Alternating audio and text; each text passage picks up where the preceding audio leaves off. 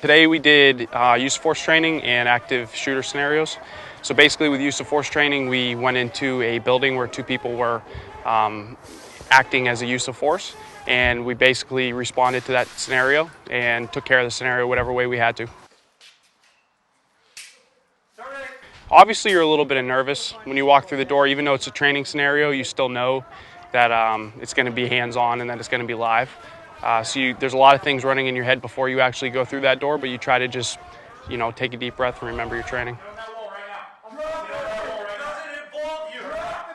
So we have a use of force scale in security forces that we're allowed to use, and basically it's progressive. So we'll start with being a physical presence, and then we might be going to using our voice, and depending on where you're at and what your rules are set by your commander or your base, you're going to basically either maybe go to something like hands-on, so you're going to go hands-on with somebody, or you could use something like OC spray or a taser.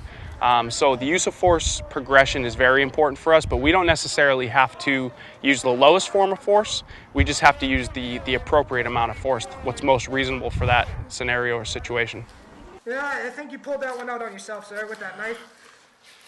He's good, he's clean. He's clean, this guy's clean too. I'm going to take him outside. Roger that. I think this training is important because active shooters are one of the biggest things in the United States right now that we have going on.